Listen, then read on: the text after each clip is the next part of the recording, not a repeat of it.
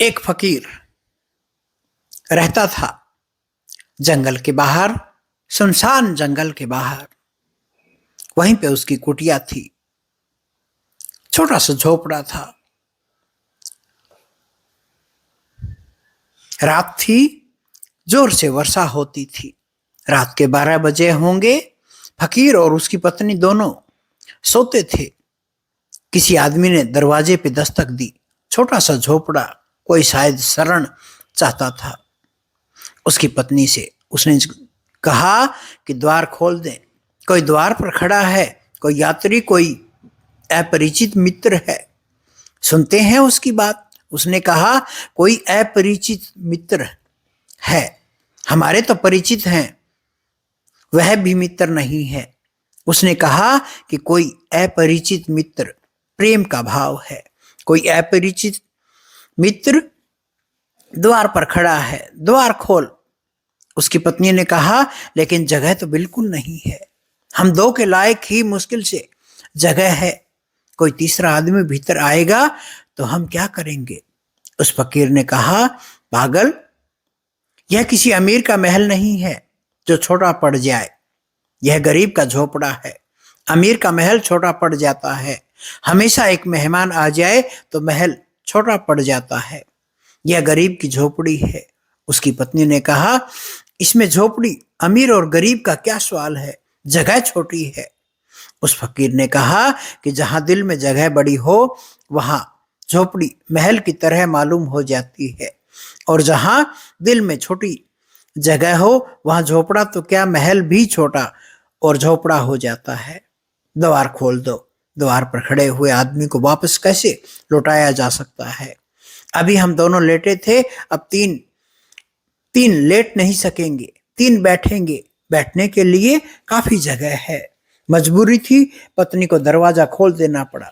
एक मित्र आ गया, पत्नी से पानी से भीगा हुआ, उसके कपड़े बदले और तीनों बैठ के गपशप करने लगे। दरवाजा फिर बंद कर दिया गया। फिर किन्हीं दो आदमियों ने दस्तक दी। अब उस मित्र ने उस फकीर को कहा, यह दरवाजे के पास था कि दरवाजा खोल दो, मालूम होता है कि कोई आया है। उसी आदमी ने कहा, कैसे खोल दूं दरवाजा, जगह कहाँ है यहाँ? वह आदमी अभी 2 घड़ी पहले आया था खुद, और भूल गया इस बात को कि जिस प्रेम ने मुझे जगह दी थी वह मुझे जगह नहीं दी थी। प्रेम था उसके भीतर, इसके लिए जगह दी गई थी। अब कोई दूसरा आ गया, जगह बनानी पड़ेगी। लेकिन उस आदमी ने कहा, नहीं, दरवाजा खोलने की जरूरत नहीं, मुश्किल से हम तीन बैठे हैं। वह फकीर हंसने लगा। उसने कहा, बड़े पागल हो, मैंने तुम्हारे लिए जगह नहीं दी थी, प्रेम था इसलिए जगह की थी। प्रेम अब भी है, वह तुम पर चूक नहीं गया और समाप्त नहीं हो गया। दरवाजा खोलो। अभी हम दूर दूर बैठे हैं, फिर हम पास पास बैठ जाएंगे। पास पास बैठने के लिए काफी जगह है और रात ठंडी है। पास पास बैठने में आनंद ही और होगा। दरवाजा खोलना पड़ा। 2 आदमी भीतर आ गए। फिर वे पास पास बैठकर गपशप करने लगे और थोड़ी देर बीती और रात आगे बढ़ गई और वर्षा हो रही है। और एक गधे ने आकर सर लगाया दरवाजे से, पानी में भीग गया था। वह रात शरण चाहता था। अंदर आने वाले और घर में बैठे सभी लोगों ने कहा, घर में और जानवर और बड़ी मुश्किल से बैठने की जगह है, उसको कहाँ बैठाएंगे? फकीर ने कहा, इसमें कौन सी बड़ी बात है, गधे को भीतर ले लो। अब हम सभी बैठे हैं, अब सुबह तक खड़े रहेंगे। सबने कहा, आप कैसा व्यवहार कर रहे हैं?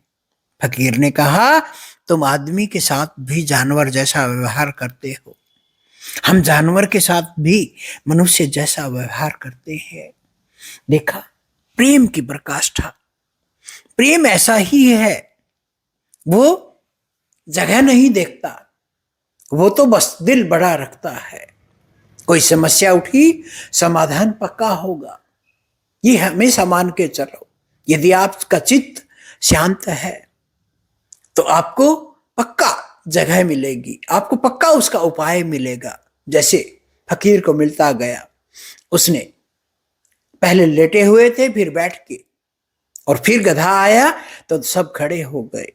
पर जगह बन गई, वर्षा ऋतु में जगह बन गई, भीगने से बच गए। तो ऐसा ही प्रेम आपके चारों तरफ हो, ऐसा ही प्रेम आप सबके पास हो, तभी बात बनती है।